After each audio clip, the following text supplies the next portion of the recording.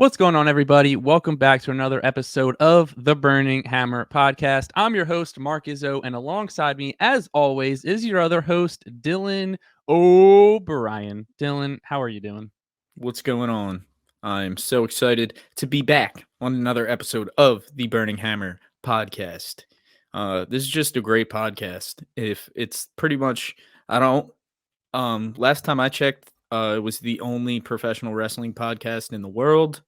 Yep. The only one. There isn't another one. So if you're looking for a pro wrestling podcast, you're stuck with us. We're the only professional wrestling podcast in the world. And we're just happy to be back on another episode of the only professional wrestling podcast in the world. Yes, the first and the last. But before we can get started into this episode, Dillon, I need a shirt check. What t-shirt are you rocking for this episode? I got you, Mark. He's taking a sip of water. Yeah, today, I am rocking the Meek Mill WWE collaboration t-shirt. Dreams versus Nightmares. Very nice. Show you what we got going on here. Very Dreams nice. versus Nightmares. We got a little Dream Chasers WWE Championship on there. Grabbing the thing, grabbing the title, little hand. I don't know, a monstrous hand. One might even say it could be the hands of Braun Strowman getting these hands. For the sake of myself and the t-shirt, I'm going to say it's not. I'm going to say it has nothing to do with Braun Strowman as of right now. Let's all agree on that, because that is the last thing I would like to imagine is Braun Strowman's hand grabbing a Dream Chasers championship. Braun Strowman, the first ever Dream Chasers champ. Is this long-term storytelling of Braun Strowman becoming the first ever WWE Dream Chasers champion? It could be. We will find out. Mark, what are you rocking today? All right, so today I have probably what will go down as one of my favorite wrestling t-shirts of all time. It's one that was super high on the priority list. Today is my birthday. My girlfriend bought me 3 wrestling t-shirts. The Shout Mark out to her. birthday episode. Yes, bingo. And so this one I was super pumped to get. It's one that is going to be, I'm pretty excited to wear it in public, because if someone gets it, then I'll have a pretty sweet interaction with a stranger. If they don't, I'm probably just going to get some looks. But it is the Scissor Me Daddy Ass AEW Acclaimed t-shirt. Let's go.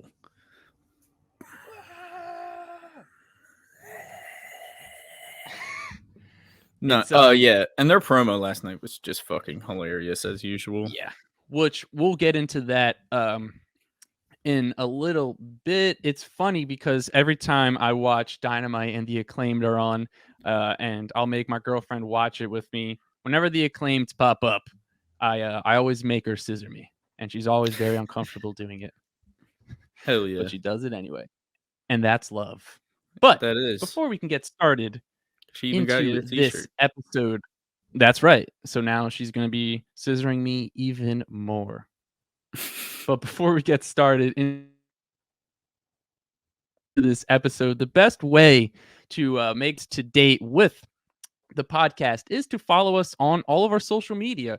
On Twitter, we are at The Burnt Hammer, and on Instagram and TikTok, we are at The Burning Hammer. We do news, we do reports, we do some fantasy stuff. We do live tweeting for AEW and WWE weekly shows, so make sure to follow us again on Twitter at The Burnt Hammer, and on Instagram and TikTok, we are at The Burning Hammer. It's the best way to get our initial reactions on anything involving professional wrestling. And you can follow Dillon on Twitter and Instagram at DillO'Brien_wave. And you can follow me on Twitter and Instagram at MarkIzzo_wave.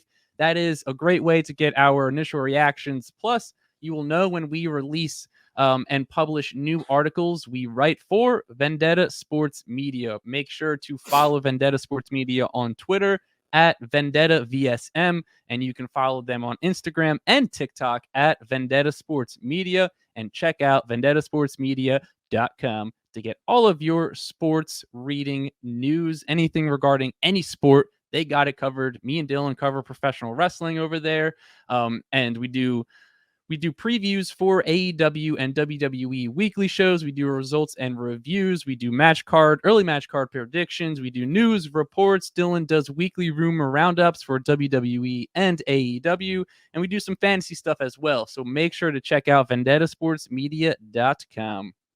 All right.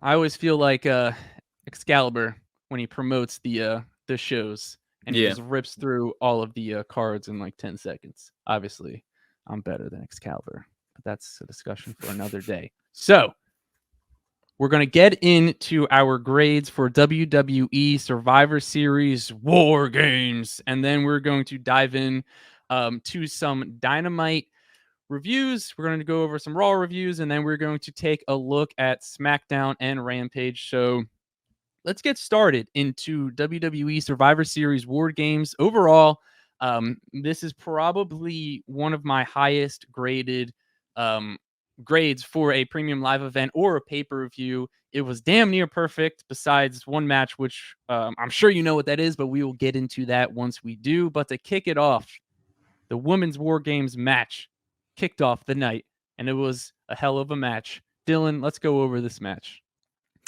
Yeah, so this match was, first of all, an absolute banger. I mean, just an absolute banger.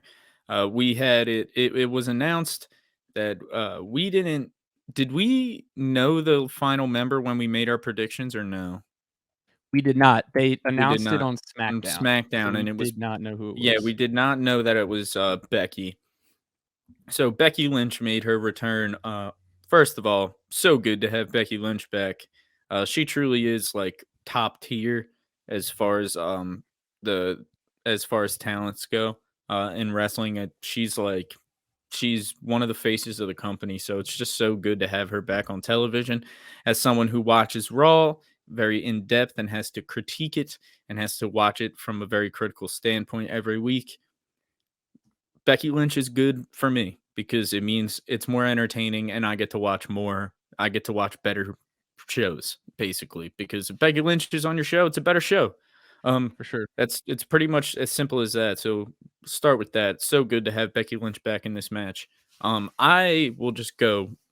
I can't remember every the order that happened. I mean, I'll tell you what, this was my favorite match of the night. I gave it an A+. This was to me match of the night. It was so good. Yeah, I mean, it was pretty damn good. I think I don't blame you. I think you can either have this one or the men's War Games match as the match of the night. I'll get into why I had the men's War Games match slightly higher once we get to that one. But I thoroughly enjoyed this match. It was incredible, and I loved all of the weapons that they were using. Rhea Ripley just doing pull-ups on the cage was awesome. Dude, Nikki Cross just being crazy she's was ripped. awesome. She's so strong. She's strong as shit.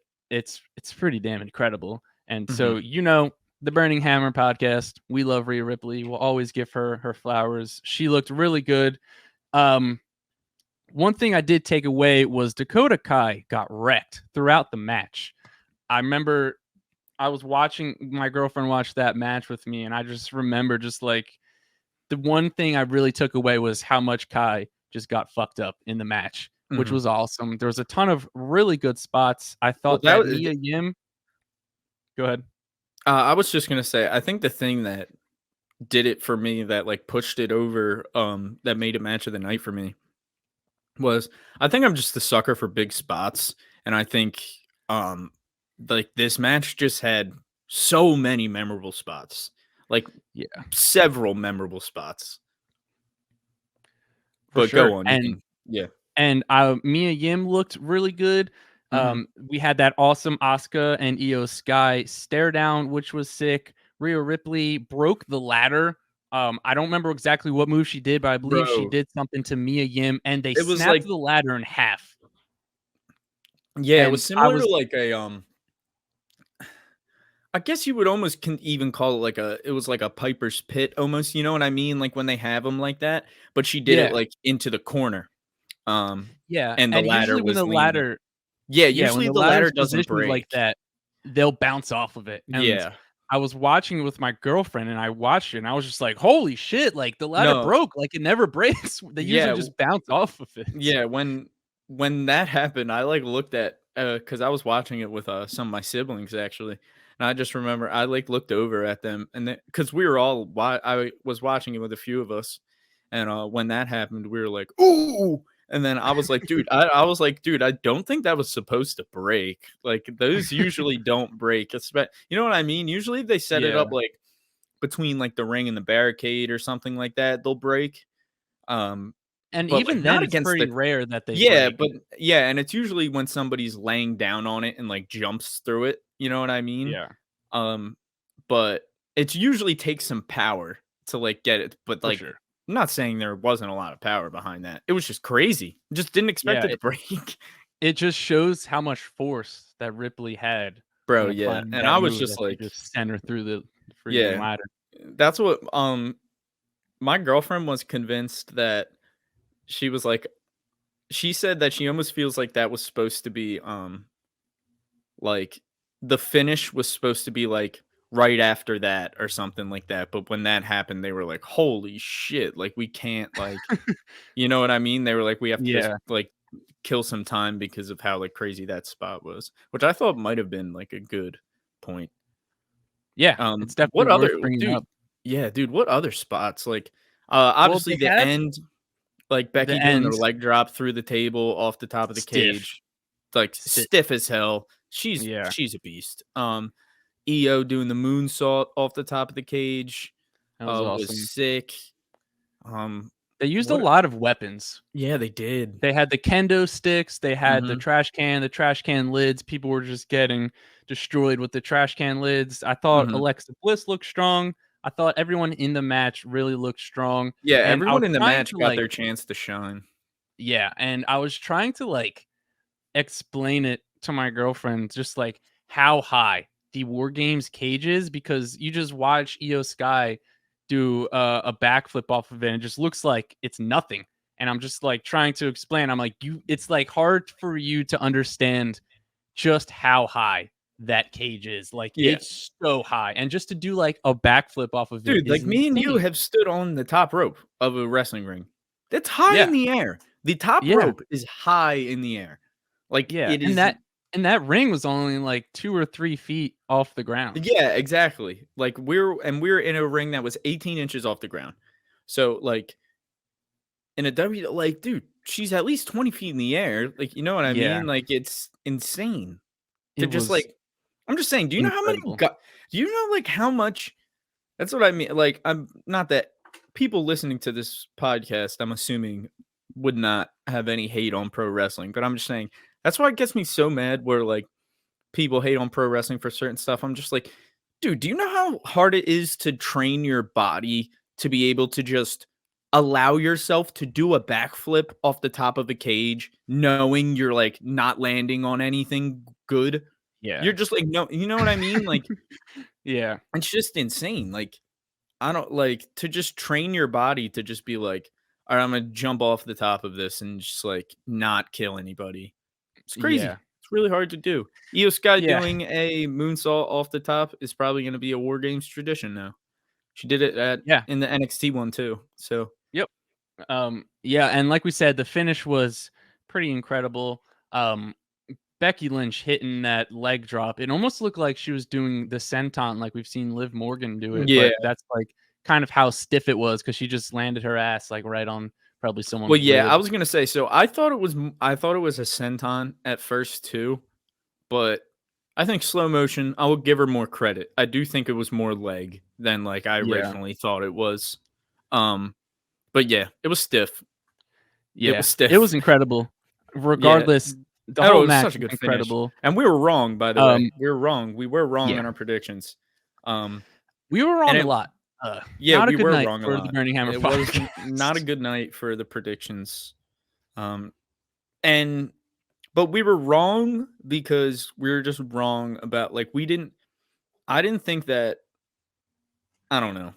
Who knows? I don't know where I'm going with that, There were but certain things that I thought was the cause for, like, like, because I thought I was so certain that Rhea Ripley was going to be the one to Exactly. pin Bianca to set up the Yeah. match, and it was just like because I thought that was going to happen, and I thought they're going to do Rhea versus Bianca, Exactly. which they I still let probably are. Yeah, That's I probably let why. that I think that's exact you worded it perfectly. I didn't know how to word it, but Yeah, that was it. Like, I let what where I thought they were gonna go storyline wise, I think I let that, um, determine my choices a little bit too much. But it's yeah, awesome because when you do get those picks right, you're like, "Oh, wow, I was perfect. I hit it right on the head." Like, I knew you know what I mean? Like, it feels so cool yeah. to, like, predict that. But And it just goes to show how much better WWE is getting with this stuff because yeah, I no, feel like seriously. before we'd only maybe get one match wrong on the card, and now it's getting harder to determine who's gonna win, No, absolute especially well, with the dude, other that's why matches it's such a when we were doing predictions a while ago, when we were doing the podcast, um, like, when we first started, like, years ago when it back in the wasn't summer. this.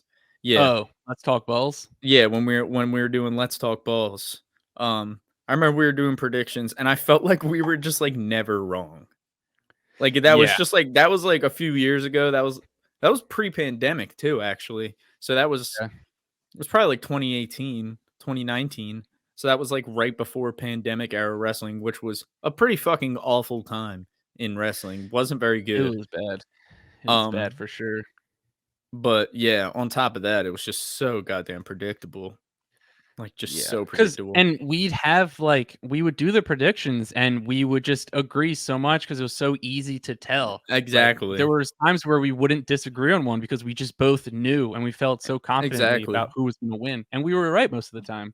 Yeah. And now it's so nice now because I will say this, like, man, say what you want, and I know me and you more than probably anybody else have been like huge supporters of this Triple H era and like avid fans of almost everything Triple H has done. Not everything, because I will get into that. But I will say it's like besides the fact that it's just I specifically like the decisions he's making. It's just so nice to have something new and just refreshing. You know what I mean? Like, it's just we haven't Yeah, had it's just new booking, new faces, people that we haven't really seen a ton of in WWE especially. So it's really awesome. And yeah, yeah, and this match was great. it's This all match was just awesome. yeah, yeah. I gave it an A minus. I'm saving, which I'll get into later, but I'm saving my an A plus. Um, I'm trying to, like, save that for, like, one of the greatest matches I've ever seen, so I'm gonna be a little harder towards the top. I gave it an A minus, Dylan gave it an A plus, All right, regardless, I'm just gonna um give it an A then, because I want us to be going off like the same scale. If we're doing A okay, plus is like really, really hard to get on any pay-per-view. Like, has yeah, to be like match of the year candidate. Like, yeah. okay, That's then what I yeah. was thinking of it as, like, A plus is, like it's at the top, so it's gotta be one of the best matches we've ever seen, or at least that's just how I was doing I it, think we so should do it of the year. I think we should be like okay, I think we should be like it gets an A plus if after watching that we're like that's immediate match of the year candidate. Like, you know what I mean? Like, alright. There yeah, that sounds good. that's fair because it's just gonna be Yeah, hard. Because what if like one year they're just like so fucking awesome, and then the next year they're just like, yeah. um, Yeah, so the just to get an understanding of, like, the grading system, I would say, like, a C is sort of what I see as, like, an average. no, yeah, totally, So then you go, like, C, C plus, it's slightly above average, B, pretty solid, A, amazing, and obviously A plus match of the year. So, yeah, I gave it an A minus. Dylan is now giving it an A. You can I It's either this is match of the night or the men's War Games match is match of the yeah. night. Regardless, whichever one you have, I don't blame you for picking either one. But following this was AJ Styles versus the Prince, Finn Balor. Dylan, what'd you give this match? So I gave it a B. I did really enjoy this match, but I just thought I think I just had one. I think it fell victim to coming right after the women's war game match, which Yeah. was obviously just like coming off a banger like that. And I just think age, like I said, really good match, really entertaining, really nice to see. We were wrong again which I'm fine about because I immediately regretted it yeah. picking Finn. Like it's funny because once we were doing the podcast and like I like remembered when we were talking about it, the stat that like AJ hadn't won a singles premium live event in like 3 years. Then I Mhm. was like, okay, well, obviously AJ's not gonna lose, but I just felt bad immediately changing my predictions, and that was one I Yeah. immediately regretted doing. Well, So and then they also like I said, like we were wrong again. Like we were like immediately in our heads, we were like Judgment Day is going to stand tall in this feud with the OC. So and this is going to be the end of it. So Finn Balor's going to win. Like that's how we saw it. But yeah, then the end of it was the next night on Monday Night Raw when Judgment Day beat OC in an 8-man tag match, and they did stand tall like that. You know what I mean? Like they did. yeah, So either way, I gave it a B just because I think these men can put on a better match than they did. And I yeah. think I gave it. Oh, go ahead. Sorry. yeah, and I just think they can yeah, I don't think we got like the best possible match out of these two men. With that being said, it was a good match. It was a solid match and I did enjoy it. Yeah, I completely agree. I gave it a B minus, and I think it's definitely it was just like an old school, like slower paced. Everything was methodical, everything had a purpose, all of their moves, and I did enjoy it. I think there's probably a lot of people that didn't enjoy it or may have not thought it was that good just because it's something that they're not really used to. But like you said, I do think that they can put on a better singles match, and I think they have the potential to put on a match of the year. Mhm. But a few things I noted, they both had really cool masks entering the match. AJ had his classic Japan mask on, and then Finn Mhm. had just like a smooth gloss, like matte black gloss mask on, which was super sick. There was a nasty suplex into the turnbuckle, which was pretty rad. And then Michael Cole, amazing. He mentioned Finn's success in New Japan, referred to him as the Prince, which was pretty sick. It's something they've been doing throughout this entire feud. So this was definitely a really good match. And it's nice to see, like we say every week, it's nice to see WWE acknowledging their wrestlers past and other wrestling promotions. Yeah, So absolutely. again, really good match. Dillon gave it a B. I gave it a B minus. And so following that match was something. It was the SmackDown Women's Championship match, which was Shotzi taking on the champion Ronda Rousey. And what what did you give this match? Um a D. Okay. Yeah. Just like dude, there's just like four like really bad botches. Four real Yeah. like the one on the dude, and the one on the ring apron was like so bad. Like, what It are was we very doing? Like, what are we doing? it Like, was really bad. I they just had like didn't so train her. I'm just convinced that she has never trained. yeah. It it was just bad. And so the way I take like notes of these matches, like I said before, is I'll just write down like brief things. So I'm trying to like figure out what they mean now. So I just wrote down reverse cannonball. I don't remember what that was, but it was worth noting. I gave this match an F. I thought Mhm. this was by far a really bad match. It was.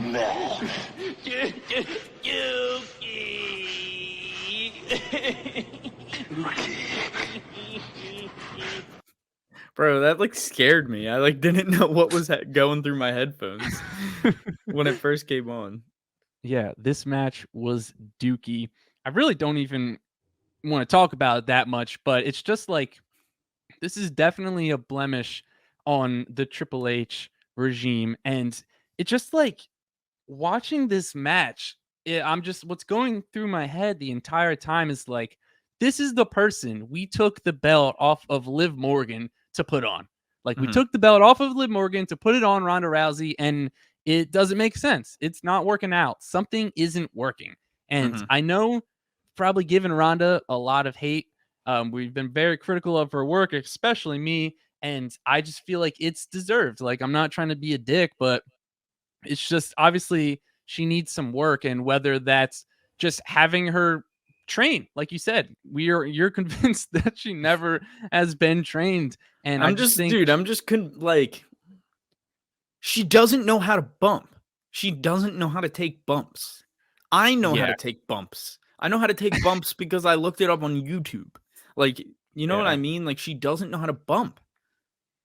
Someone's gonna get hurt and in a match with her. yeah, and I Like, saw someone tweet that like it's just like it sucks because they just got Ronda Rousey and just threw her immediately into like the main event picture when you've had so many other of their wrestlers train and work their ass off and train their whole life to get where they are, and then they just handed it to Ronda Rousey. And it's something like that's what is part of what like bothers me about taking the belt off Liv Morgan. Like Liv Morgan's been in WWE for a while. She put in the work. She had such an incredible year. And the 1 year that she like got a big push, we just saw how much she grew. It was organic. The fans noticed it. She was on top of the world. And then you take the belt off of her to put it on Ronda Rousey well, for and it was what? also just like, well, and also the way that she won the belt off Rousey, her own, like her win over Rousey originally, right? Her first win over Rousey. And it's just like, I don't know, it was disaster. They didn't give her, like, they obviously didn't trust her. You know what I mean? They obviously Yeah. didn't see, like, they obviously didn't view her as, they put the title on her and then we're like, we don't, they either put the title on her and booked her so bad and we're like, we need to like refresh it, or they put the title on her and we're like, we don't want her to be champion. We have to like just get it off her because like, I don't know what happened, dude, but they fucked it up. It wasn't her. Yeah. It's As soon nothing as to do she with got, her. bro, as soon as She, she got the title, they fucked it up. As soon as she got the yeah. title, she had like 3 weird ass wins in a match with someone who Ronda Rousey, like, also, it's not really, you're not going to put on a great match with Ronda Rousey. It's not going to happen. She's not Yeah. a It's professional more of like wrestler. a spectacle type thing. And And it's not because even if you that think anymore, about it, dude. She's she got cashed. knocked out in UFC like 3-4 times and then came to WWE. And like, that's not, like, I'm not even hating on that. I'm just saying, like, it's not even a spectacle anymore. Like, it's been years. You know what I mean? Like, Yeah. it's been years. And Like, it's the yeah. point now where it's like, I was watching it with my family and it wasn't like a, oh, dude, isn't Ronda Rousey in the WWE? It was Ronda Rousey came on the screen and they were like, what the fuck? Ronda Rousey's in the WWE? Like, it's that. It's not what they think it is. Like, Yeah. And because if you think about like Liv Morgan, she cashed in to beat Ronda. She got a sneaky win. She rolled her up.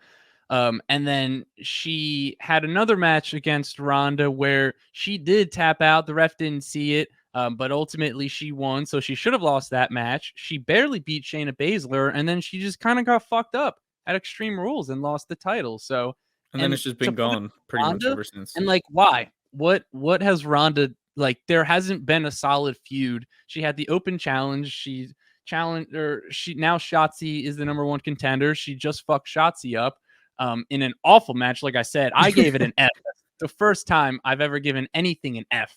It was just so bad, and it is the only blemish on this premium live event. This show was damn near perfect, except for that match. It would have been, and it still might be, but it would have been one of the highest graded shows, at least from me, that we've had probably ever. And it was just ruined because of Shotzi and Ronda. And the SmackDown women's division is looking very bleak. I don't I even don't know blame what they're doing. I don't know seeing her what the hit. plans are, but I've there's no. I've seen her hit set, like, never. We don't have to even talk about it anymore.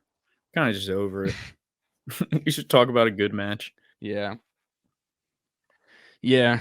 And that another good match. All right. So another good match was the United States Championship match. This one was Bobby Lashley taking on Austin Theory, taking on the champion Seth Rollins. I gave this match a B. I thought it was slightly better than AJ versus Finn. I was really pleased with how they did this match.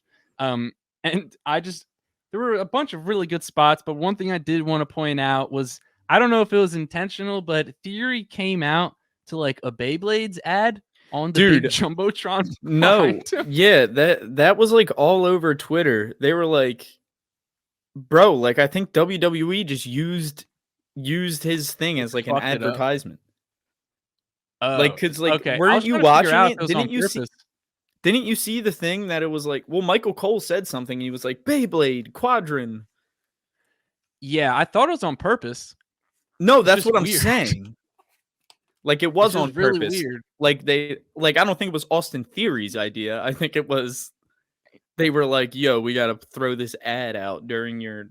I don't know. It was so weird though, It and was very odd. I hope they don't do it again. And like, what a weird thing to do for somebody that you're about to have win a championship match. Like, Yeah. it was funny though. It was so weird. The Beyblade thing. Yeah, I forgot about that. That was weird. Yeah. Especially because just like Beyblades is just like a funny thing to put. Yeah, just so fun random.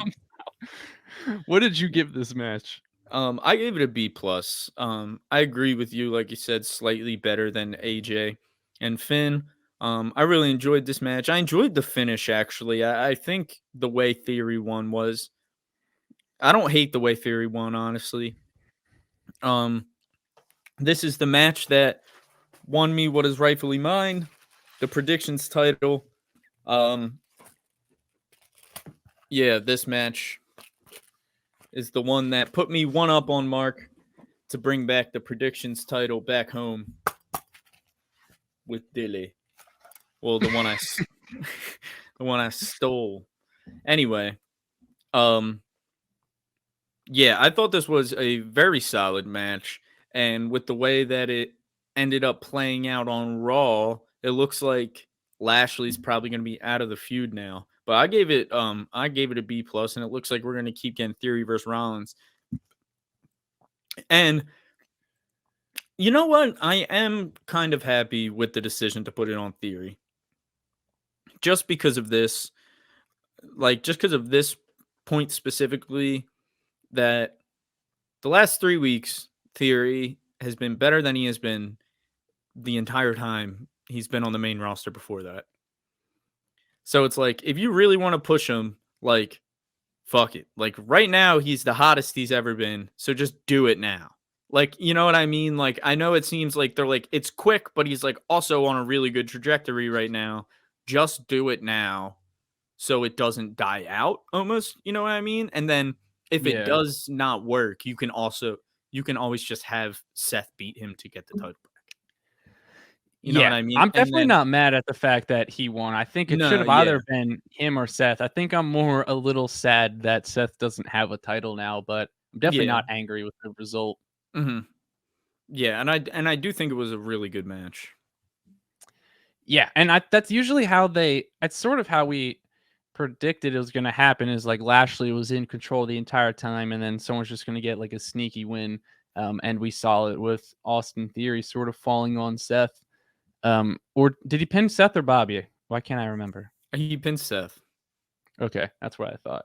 Yeah, I gave it a B. Dillon gave it a B plus. A really good match.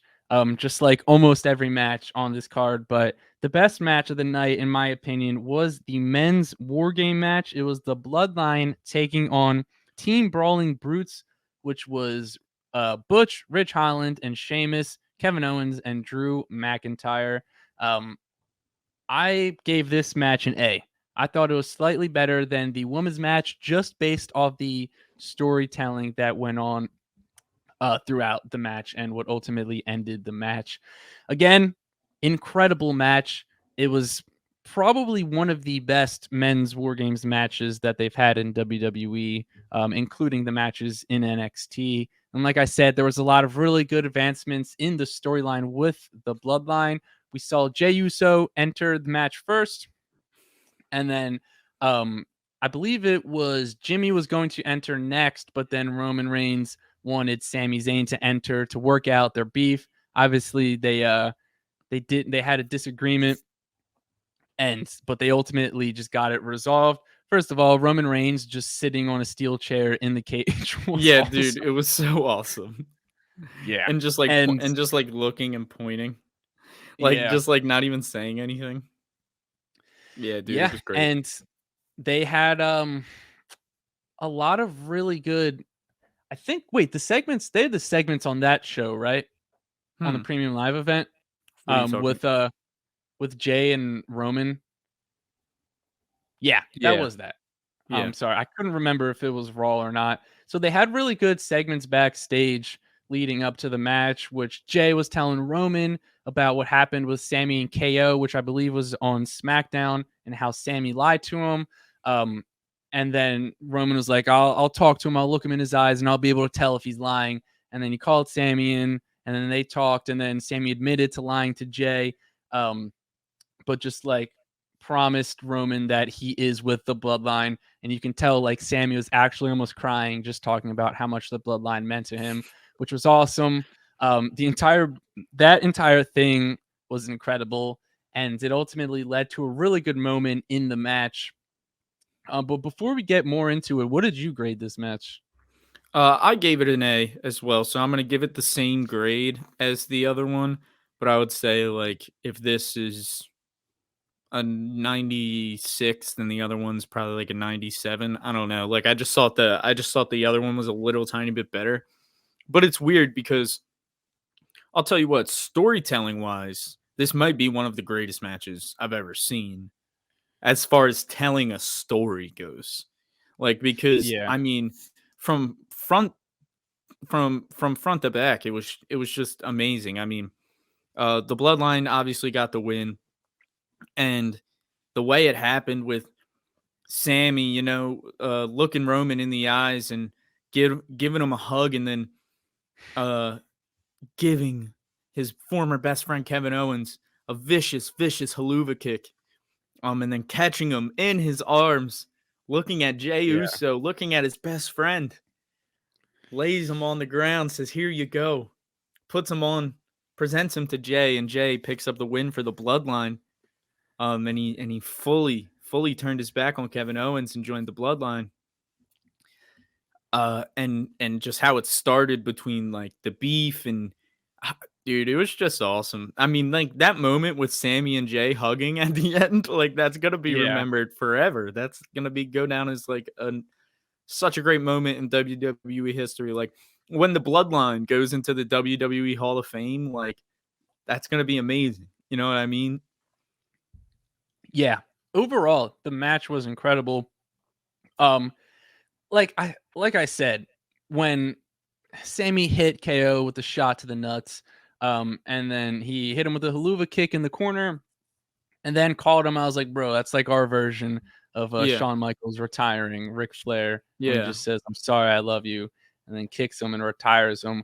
And then, dude, I was pumped once they hugged Jim Oh or yeah, it Sammy was and so Jay. I awesome, was dude. fired up. I I felt almost so cried. yeah, dude, I was so happy and it was just like it was just great.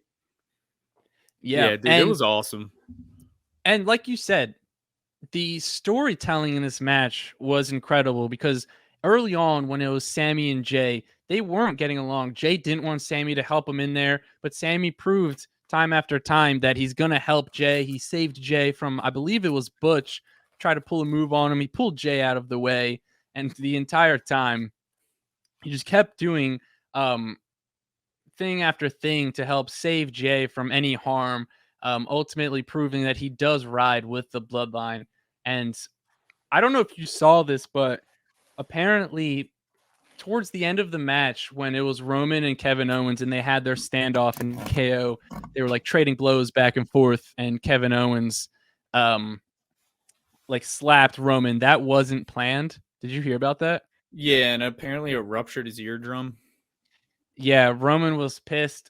He claimed he ruptured his eardrum because it wasn't planned and he was very heated backstage.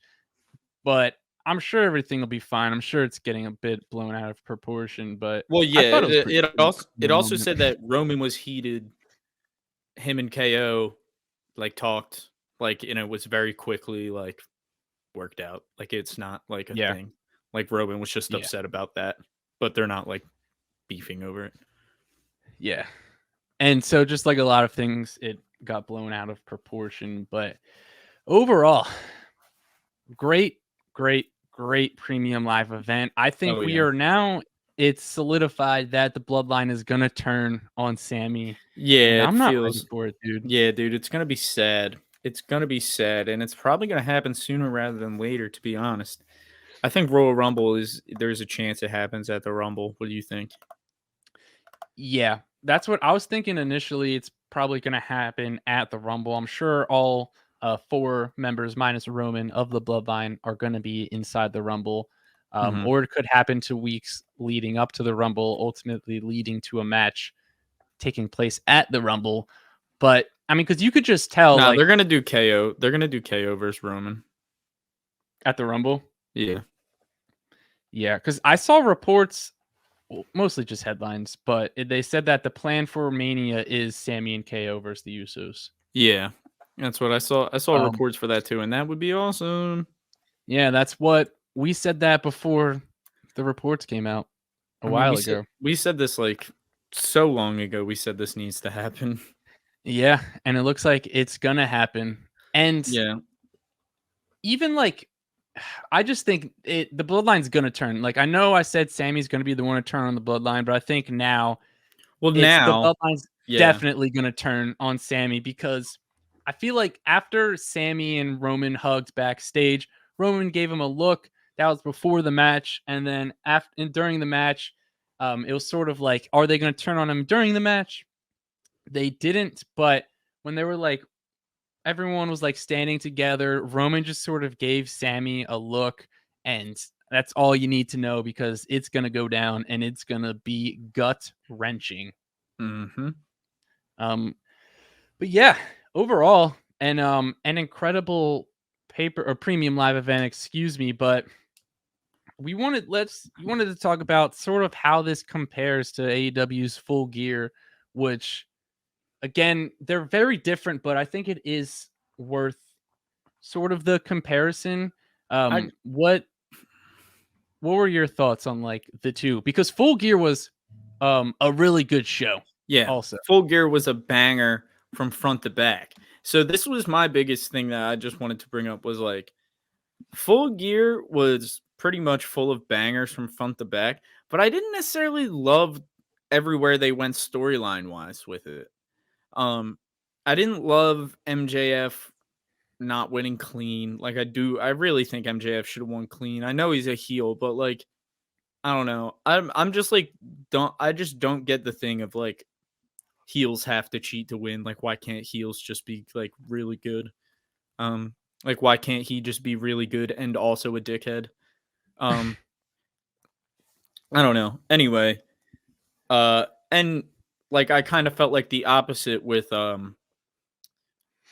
Survivor Series, where there was some great wrestling, obviously, but there were some really, really weak moments, obviously, at Survivor Series. But I mean, storytelling wise, Survivor Series just played out like beautifully, man. Just like so beautifully. And it was just yeah, it's like I said, I really enjoyed both pay-per-views. And I will say that. I'm not saying either, and I'm not even gonna say either one was better than the other because they really are, like, really different companies to me at this point. Like, they put on completely different productions. Um, Yeah. not saying like, obviously, It's it's hard this to compare but them it too is hard to because compare them. they are just on a different level. Like it's something that you don't really think about it until you sort of just like think about it because if you look at if you look at WWE's production, they have a massive Alright, screen I'm to come putting into this the away, entrance. but I'm the new Okay. champ, by the way, just so you guys know. New Yeah. predictions champ. Yeah, not for long, buddy. Not When's the for next long. pay-per-view? Um Technically the Rumble, but we might do Winter is Coming. That's sort of like a pay-per-view for AEW. Yeah. Alright. But like I said, like WWE's production is just entirely different. Like the barricades, it's all like lit up, virtual like video on there. Oh, yeah. The Just like post is all just like lit up in video and like AEW. And there's nothing wrong with the way AEW is doing it with just the steel barricades and like just having the canvas over it. But they're just so different. It's hard to really compare them. And yeah. especially when Full Gear has 10 matches and Mhm. Survivor Series has 5. Yeah. And I think that's a big problem with AEW is they have too many matches on the cards. Mm-hmm. And it doesn't make the show better having that many matches. But like I said, I feel like a lot of the times there's this conception that you either love AEW and hate WWE, or you love WWE and hate AEW, Yeah. but it's okay to like both, and it's Yeah. okay to be critical of both. Yeah. Big fans of both, and we're definitely critical of both at times. Yeah. So. All right, so that's going to wrap that up for Survivor Series War Games. We're going to take a look at what happened on WWE Monday Night Raw and AEW Dynamite, along with giving you a preview of what to expect for AEW Rampage, along with Friday Night SmackDown. I'll kick us off here. I'm Yep. going over what happened on Dynamite because this was a really fun Dynamite. It featured a lot of really good stuff. The show kicked off with your former AEW World Champion Jon Moxley. He cut an incredible promo. He was basically saying that there's no one on his level in AEW, and if they want to try to prove it, do it face to face. And out came Hangman Adam Page. This was the first time that we've seen him since he got injured during the match with Jon Moxley a few weeks ago, and they had an incredible brawl. They didn't really exchange words. They just fought. And it fought all the way up the entranceway. Jon Moxley actually fell off of the entrance ramp. So I hope he's okay because it looked kind of sketchy. But they still kept fighting. They fought all the way to the back. And which was awesome. Looks like we're getting Jon Moxley and Hangman Page feud without the title, which it definitely does not need the title. So it's nice to see. Next, we had a match that you didn't really think you needed until it was booked. And that was Dax Harwood from FTR taking on Bryan Danielson. And like I said, I didn't realize that this was going to be an incredible match until it was announced. Like I said, it was awesome. Probably match of the night. If you haven't watched it, it's definitely worth the watch. Ultimately, Bryan Danielson got the victory like he should have. Dax has been having an incredible singles run this year. I wish they would give Cash Wheeler some singles matches because Cash Wheeler is one of the most underrated wrestlers on the AEW roster. He just doesn't get that much opportunity to prove Isn't that it. like a thing? I thought like Dax like I thought it was a thing that like Dax like seeks out more. He does. He definitely, that is a thing where he's like, I'm like, we're having FTR is having the best years of our life, but I want to prove that like I'm also an incredible singles wrestler. So he's been challenging people left and right, and every match has been incredible. But I would like to see Cash Wheeler get in on this because I swear to God, he's one of the most underrated wrestlers in AEW and on the planet. The dude can just casually do a 450 springboard, and no one seems to really talk about it. Even though it's not really their thing to go off the top ropes, it's just something he can do. And he shouldn't be able to do it with his body type. So he's a freak of nature, and he's incredible. But following that match was we had a backstage segment from Absolute Ricky Starks. Ricky Starks is challenging MJF for the AEW World Championship at Winter is Coming. He took the short amount of time that he was given to declare he is entering the Dynamite the Royale to get the Dynamite Diamond Ring. Previous champions, all three were MJF. The winner gets a shot at the World Championship. Following that, we cut backstage to Jon Moxley and Hangman Page. We're still fighting, which is awesome. They had got broken up. That feud, I cannot stress enough how awesome it's going to be. Following that, Renee Paquette had a sit-down interview with the Jericho Appreciation Society, Daniel Garcia, Jake Hager, and 2.0, and she was interviewing Blackpool Combat Club, Wheeler Yuta, and Claudio Castagnoli. Basically, it was just Claudio talking about how he's going to beat Chris Jericho at Final Battle to become the ROH World Champion. And if you weren't aware, if Claudio loses that match, he is going to be forced to join the Jericho Appreciation Society. And during this, Wheeler Yuta challenged Daniel Garcia at Final Battle for the ROH Pure Championship. Garcia beat Wheeler Yuta to win the title in an incredible match. That match is going to be an absolute banger. If you don't know the ROH Pure rules, definitely look it up because it's a wrestler's match for sure.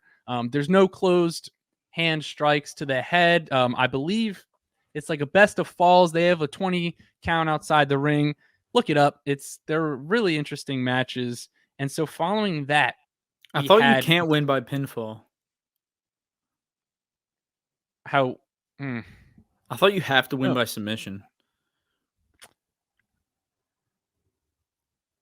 no, I think you can win. Maybe by I pinfall. made that up. I don't know. Sorry. Look up the rules. Yeah. Obviously, we Anyway. don't know what we're talking about. Mhm. But following that match was the TNT Championship match, which was the newly signed AR Fox was taking on the champion and ROH television champion Samoa Joe. Samoa Joe rules. I don't know Yeah. how many times I have to say it. He's Too much definitely an Joe. all-timer for me. AR Fox also rules. Yeah. He recently, it was rumored, well, it wasn't rumored, but Tony Khan offered him a contract, I believe, last week. And then yesterday, he officially agreed to it, which officially made him all elite. And there was a ton of really good spots in this match. AR Fox hit a pretty mean 450. Samoa Joe was outside of the ring, and AR Fox was looking to do some move outside of the ring onto Samoa Joe. Joe did his classic walk away spot, but AR Fox landed on his feet, and they had a great shot of it. That his walkaway spots are awesome. Mhm. It's one of my favorite things in professional wrestling. If you don't know what it is, it's Samoa Joe's just standing there. Someone's going to the top rope to hit like a drop kick or a frog splash or something. And as soon as they jump, he just walks out of the way casually, and then they just land on the mat. It's pretty awesome. If you haven't seen it, definitely look at it. But Samoa Joe got the clean victory. I'm not sure why they would put. I understand giving AR Fox a title shot on his first match officially on the roster, but I don't know why they would have him do this and then just lose. Like, I don't think it makes him look that bad, but I think just eating a loss in your first match officially with the company is not the best look. Yeah. But it was, I mean, like, what are you going to have him do? Win? Like, you're not going to have him. Well, I just think he should have not faced Samoa Joe Yeah. and beat But it was a someone else. banger. It was a really good match. And the best thing, I wrote down this quote because I just love Samoa Joe so much. Every time he talks, he's very he's like elegant with his words, but he's also very aggressive. So following the match, he grabbed both of his titles, he grabbed the microphone, and he said, "Ladies and gentlemen, I would like to welcome you to a new and glorious era, for I am the one true king of television," which was awesome. Fans were calling him the king of television when he won the title. Following that, Wardlow came out and he claimed that he's going to come after the TNT championship that is rightfully his. So it looks like that feud is not done, and that's probably something we may get at Winter is Coming or further down the line. Following that, we heard from MJF, the man himself, and if there's one thing you watch on this show, I would recommend it to be this MJF promo. Every time he grabs the mic, it's absolutely incredible. He's mesmerizing, he's polarizing, and he was on a different level in terms of like heelish behavior. Like Dillon said, he didn't get the clean victory, which ultimately resorted him sort of turning back to like the scum of the earth. But he caught an incredible promo. He talked about how he's going to be the world champion until his contract's up, the great bidding war of 2024. He said he's going to talk. He hopes that the right Khan foots the bill, as in Nick Khan from WWE and the game Trips. And then he mentioned that maybe WWE and AEW won't win the bidding war, and maybe he's just going to go to Hollywood in 2024, which I thought was interesting. He also unveiled a new AEW World Championship out with the old black and gold title and in with the Triple B, the Big Burberry belt. They replaced the straps of the AEW World Championship with a sort of faint Burberry pattern. I kind of like it's mostly just brown. Like you have to get up close to see that it's like super plaid and Burberry-esque, but I like the brown strap. I think it's a good look. Have you seen it? Yeah, I did. Yeah, what do you think about it? I think it's funny. I think it's fine. I don't know. It works. It's good for MJF. Yeah.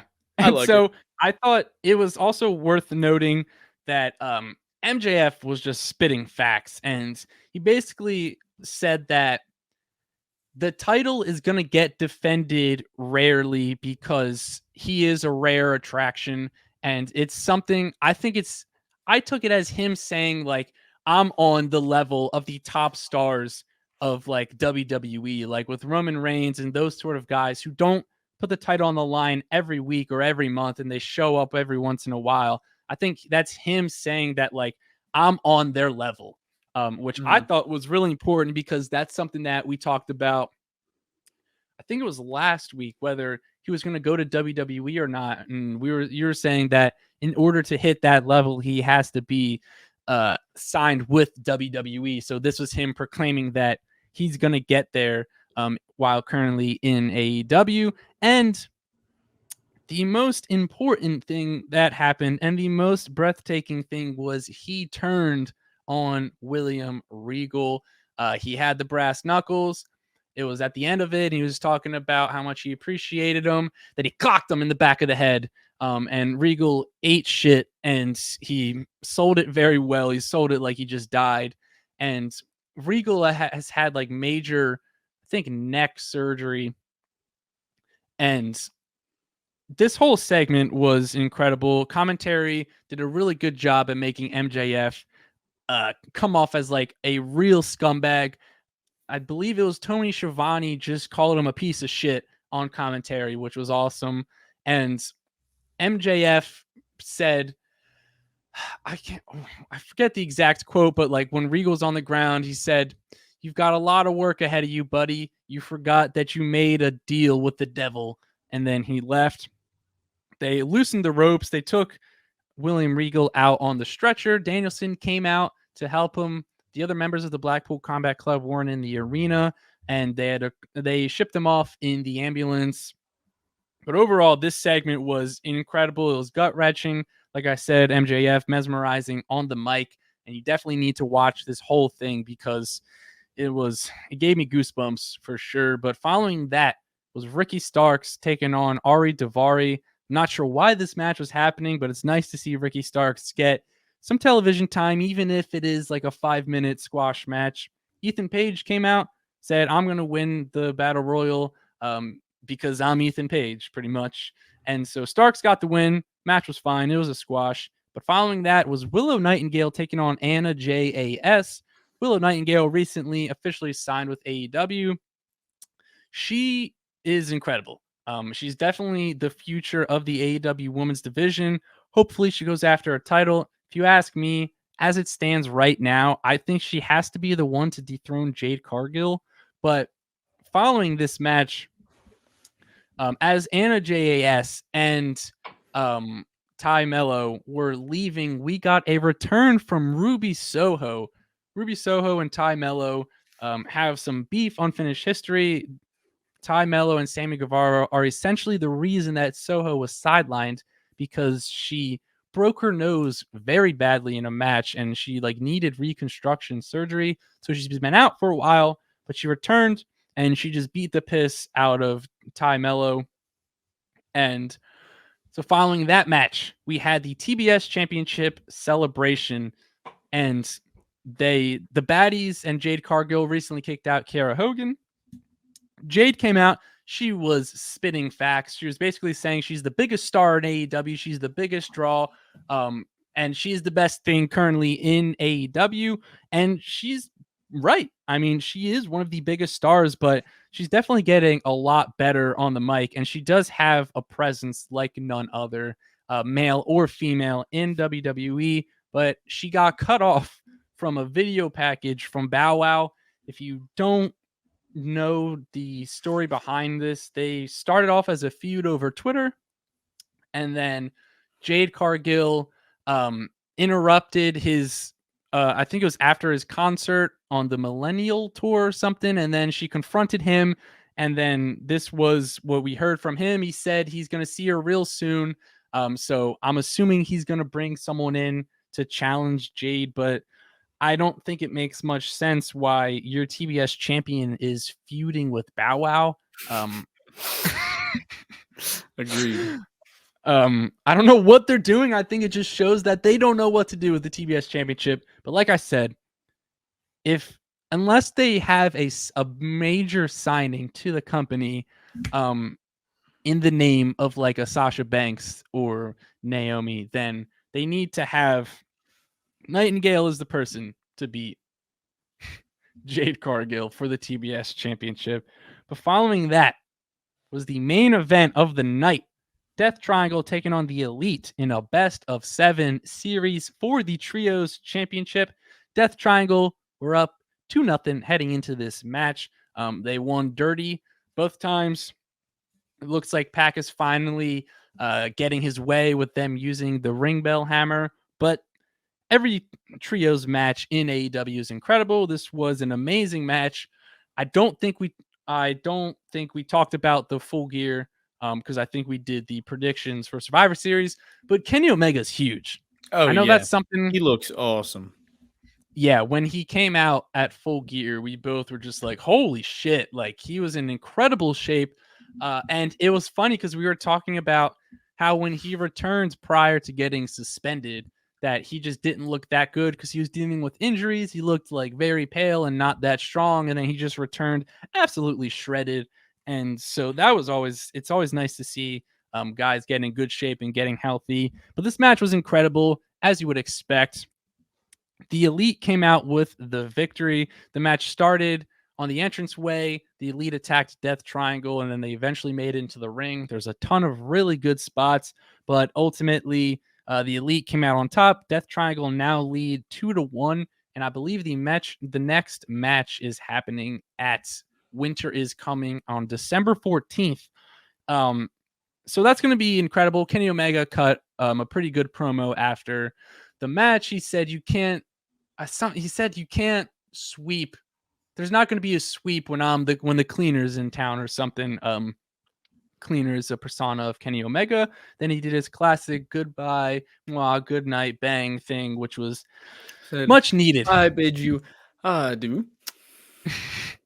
Adieu. And so overall, That's really my good. I don't know why. I just think it's so funny when he does that. I just love. Yeah. First time he closed. Yeah, well, that's what he says. First time he closed Dynamite in a really long time. Yeah, so it was a pretty good Dynamite. I know Dynamite and Rampage have been a bit lackluster, but since the Elite returned and since MJF is your world champion, there is definitely a bright future for AEW. One thing I forgot to mention that I wanted to mention was there was a backstage segment with Britt Baker and the AEW Women's World Champion Jamie Hayter. AEW announced, I think it was last week or the week prior, that Thunder Rosa has relinquished the AEW Women's World Championship, thus making Jamie Hayter like the official Women's World Champion. There's no interim tag on it, and they're officially counting Toni Storm's reign as official. They did away with the interim title nonsense, which is the right thing to do. Yeah. But Britt Baker was backstage. I think she challenged someone to a tag match with Jamie Hayter, but the way they did it was dumb because Jamie Hayter like barely said anything, and she's your Women's World Champion. And we haven't heard from her really since she won the title. So I think Britt's probably going to turn on her, but I think they need to have more promos where Jamie Hayter's the lead instead of Britt Baker taking charge and taking control of the backstage segment. Overall, it was a really good Maybe that's Dynamite. How they turn, though. I think that's what's going to happen. Like Jamie's going to turn face. Yeah.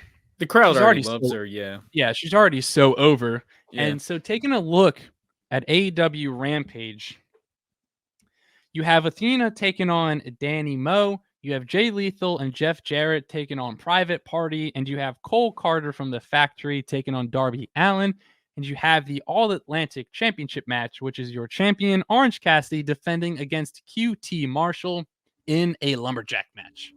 So there you have it. That's what to expect heading into AEW Rampage tonight. Dillon, go over what happened on Raw.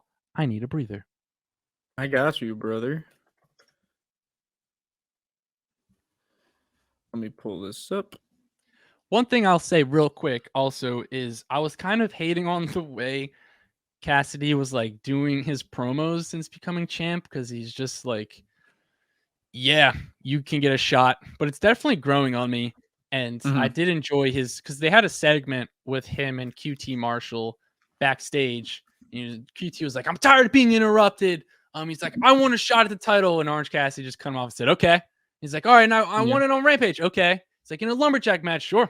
And then like I thought it was pretty funny. It's definitely growing on me. But go ahead. What happened on Raw? So Raw, first hour of Raw was commercial free this week, which was very fun.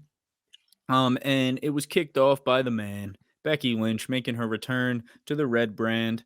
She made her return to join the WarGames team last Friday on SmackDown, but this was her first appearance back on Raw, her home, as the gatekeeper of Raw reviews for Vendetta Sports Media. Very nice to have her back, like I said. And so she cut a really fun promo. She went out into the crowd. She was talking to this guy named Bob, who Bob kind of, I'm sure, has a little following on Twitter now.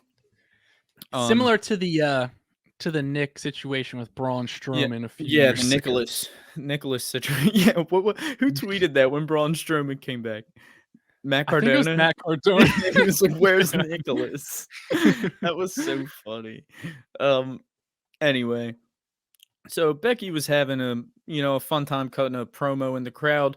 She was interrupted by Bayley, and they did a little back and forth, and then Becky was whatever. They was saying, "You want to fight? Let's fight." Blah blah blah.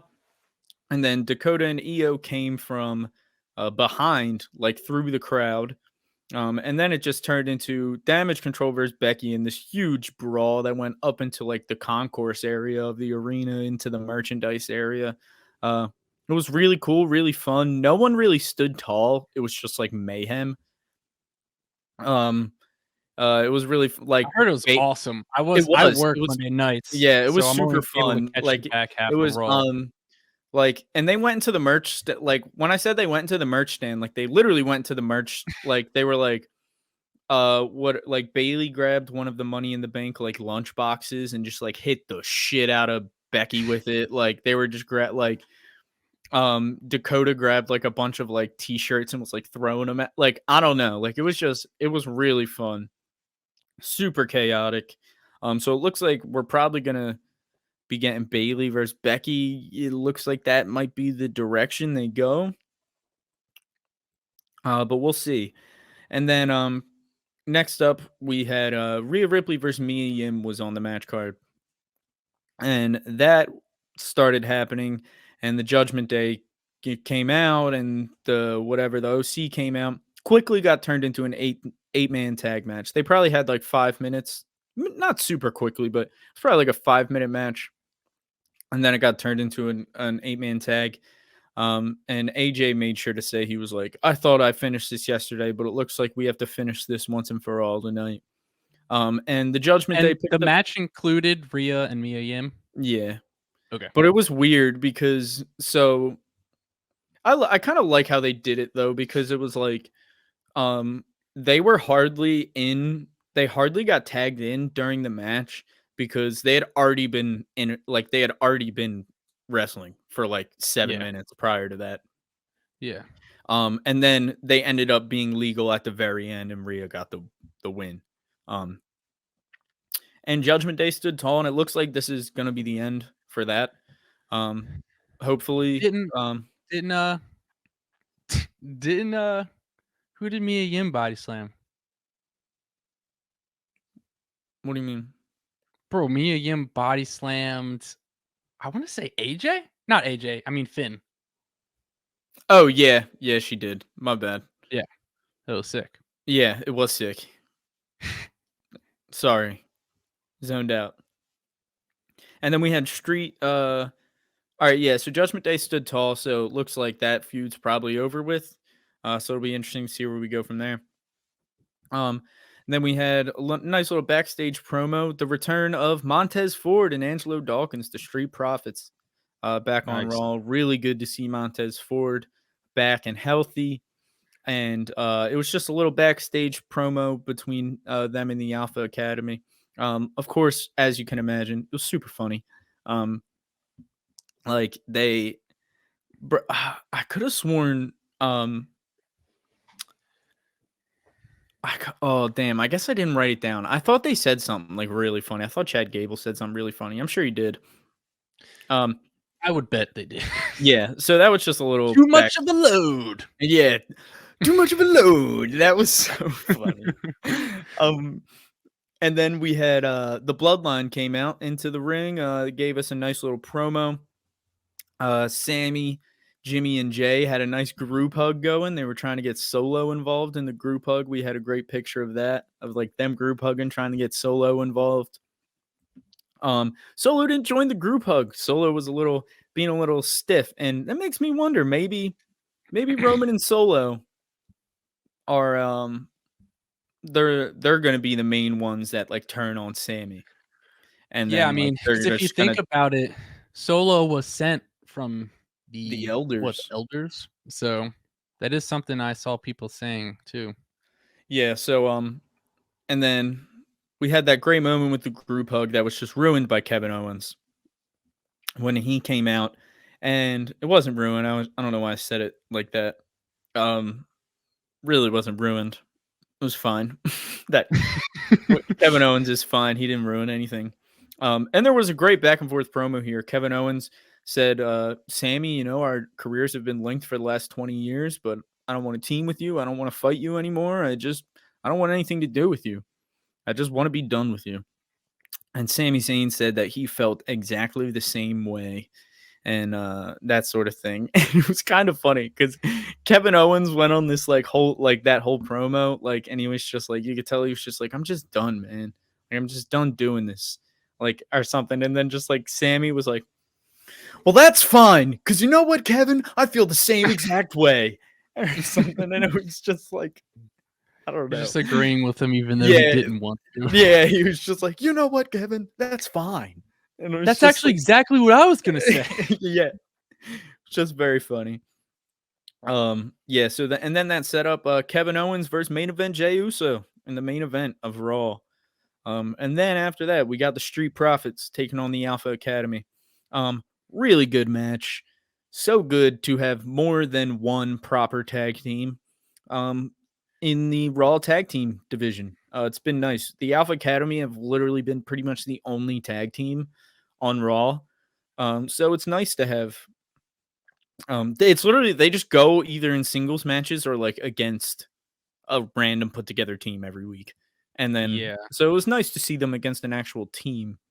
Now they have 2 teams. Yeah, now they have 2 teams in the SmackDown. 2 teams that they want to put on TV. Anyway, so good to have Montez back. He looks awesome. He just looks he looks great. He's in great shape. He looked awesome. Not Hell of a to say frog that. splash that man delivers. Oh Let me my tell you. god, every time. And he did deliver it to pick up the win here, and it was awesome. It was awesome. It's He got always perfect. dude, and he I wanted to say this because high. we haven't seen Angelo Dawkins in a little while because Montez has been hurt. Dude, we were already saying that Dawkins has gotten himself into better shape. Dawkins looks fucking awesome, dude. Like Dawkins looks great. He's in way better shape too. Like he's in better shape than he was when Montez got hurt. And they both looked awesome. I mean, there was like a 5-minute probably like stint in the match where it was just like pure chain wrestling between like Dawkins and Gable, and it was sick. Oh wow. And it was really really fun. So after Alpha Academy does deserve to not lose all the time though, because they're awesome, dude. They're so fun. They're so funny, and they put on good matches. Like neither of the, like Otis is really good. Otis is entertaining in the ring. I think he's very solid for like what he is. I think I've said it before and I'll say it again. Chad Gable is one of the most underrated wrestlers in WWE. Yeah, dude. Absolutely. I can agree with that. Absolutely. He's so good. He's so funny. Um, so then we had Austin Theory, your new United States champion, come out and address the crowd. Great promo from Austin Theory once again. Uh, he's been putting in great work ever since he lost that briefcase. Then he won the title, and this was his first promo as champion. And he was interrupted by Seth Rollins, who came out. Did you see his suit this week? I did. Seth I Rollins did. always wearing a fun suit. This week he wore the all lace suit. Extra fun. Extra fun. I mean, dude, Completely see through. completely see through. I love like the dude. That's one of my favorite things about professional wrestling is that it's just like um that mass like androgyny almost is just like not looked down upon by society at all in Yeah. wrestling. Like it just happens and it's awesome. And I'm just like, Yeah. damn, dude, I wish I could just rock like a leather suit, no, like Yeah, a he's lace he's suit one of the few normally. that still just wears whatever the Yeah, hell he and he wants, just and goes it's and awesome. it's dude, it's so awesome. Like, oh, it's just awesome. Anyway, And he's one of the few people that I feel like this is also a he also dying pulls it thing. off. Yeah, and one of the things that I feel like is going away is wrestlers getting separate gear for premium live Oh events or yeah. pay-per-views, He always which has something different. which I would like to see more people do because I think it helps make the pay-per-view feel special, you know? Mhm. Absolutely.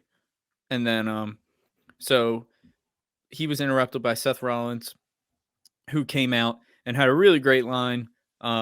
That was Theory was about to start talking. Rollins didn't even say anything yet, and Rollins just said, before Theory could even say anything, he said, "Shut your mouth and let them sing." And then like leaned back and went like that, and they all started singing, and it was sick. Seth is awesome. It's insane how Seth and Becky are gonna go down as like the greatest wrestling couple ever, dude. Ru Yeah. Rollins is gonna be the greatest. Ru Rollins is gonna be the greatest wrestler of all time. Hell yeah. That's their child, by the way. I believe her name is Ru. Um, It's gonna be sick because, like, when our kids watch wrestling and, like, Ru mhm. Rollins is at the top, and we're like, "Dude, like, you should have seen their parents, man. They were one Yeah. hell of a duo." um, so after that, we had the Dexter Loomis versus Miz Anything Goes match, where if Dexter Loomis got the win, he would get a WWE contract, as well as the money that the Miz owes him. And finally, happy that we're kind of moving forward. Loomis got the win here. What He got happened his with the, uh the clamp oh on Mrs. head? Because I only saw pictures, but I don't know what happened. he like put that like I don't know like the Miz like tried to like squeeze it on his head and then he just like Tried to kill him?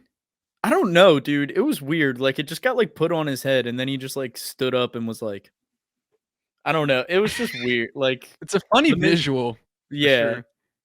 It didn't really do anything. It was just for the visual. I'll tell you what. It was nothing like of significance in the actual match. It just like got put Well, on I his think head throughout the match. it was probably played a part in scaring the Miz because there was a great like close up of him after Oh he did yeah. it. He's like, "What is wrong with you?" Something like that, right? Yeah.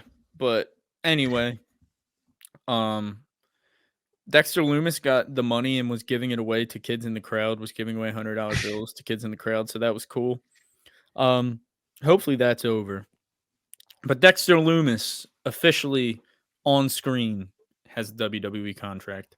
So welcome Dexter Loomis officially. Obviously he's been back this whole time, but now officially we can say he's back. And then we had Dakota Kai versus Candice LeRae. Hell yeah! Candice attacked Dakota from behind before the match. Dakota's been putting in work, man. And this was Um, her return, right? Candice, yeah. This was Candice's return. Yeah, sorry about it. Candice LeRae's return. She's been out for a few weeks after an attack by Damage Control. Candice attacked Dakota before the match. She was super, super aggressive. Damage Control came to ringside, but they were still like surrounded by security. They didn't like get involved. And it was a really solid match, and Candice ended up getting the win here. Then we had a nice little backstage promo with Bianca, Alexa, and Asuka. And the whole time, Alexa Bliss was very obviously staring at and distracted by the Raw Women's title, it seemed. She was, and then like she was asked a question and she was like, huh? What? Sorry. Yeah, so good to have Becky back or something like that. I don't know, like something like that. And Seemed as if she was staring at the title. She could have just been staring off into space, but it really seemed like she was staring at the title. And we got wasn't there a Bray Wyatt thing yeah, also? and there was a Bray Wyatt thing also. So anyway, and that did happen.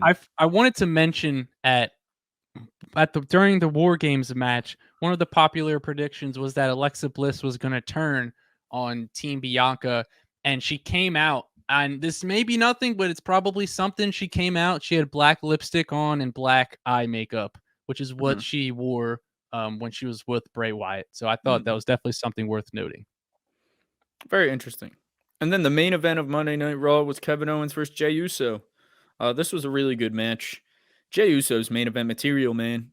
Like he is main event material, and I'm completely okay with Jey Uso being the guy to take the titles off Roman if that's what it ends up being a little bit from now, dude. Jey is so good on the mic, so good in the ring. He really is. Like he's so Slept good on for sure. Like it's so slept on. Like main event Jey Uso is a real thing. And I'm so ready to watch this thing with Zayn and Owens and the Bloodline play out all the way up until Mania. It's going to be pretty much happening every single week. And Jey Uso looked really, really good in this match. Like this was a really good match, and KO did get the win. But it was a really good match. Jey didn't look weak by any means. So yeah, that's it. Clean victory.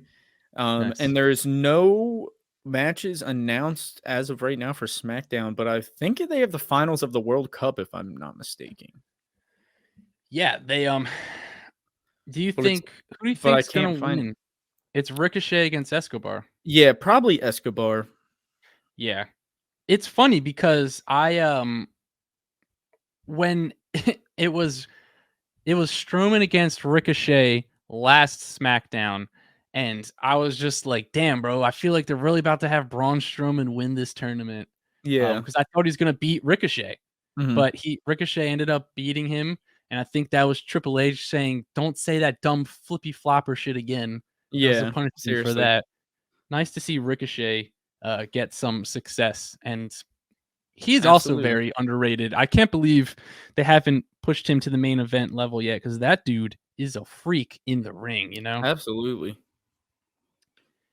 But yeah, anyway, that's it for us. That is it for us. So, the best way to stay up to date with when we release new episodes is to follow us on social media. On Twitter, we are at The Burnt Hammer. On Instagram and TikTok, we are at The Burning Hammer.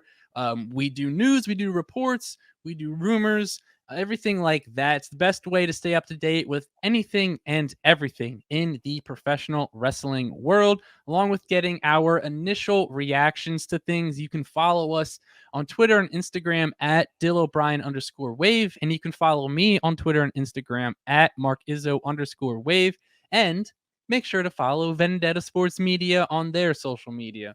On Twitter, they are at Vendetta VSM, and on Instagram and TikTok, they are at Vendetta Sports Media. And make sure to check out VendettaSportsMedia.com for all news related to any sport that you're into. You name the sport, they cover it. Make sure to check out VendettaSportsMedia.com, and make sure to like, comment, and subscribe. Help us and help Vendetta grow as well. If you're listening via audio streaming service, make sure to leave us a review, and make sure to follow or subscribe, whatever it is that your platform does.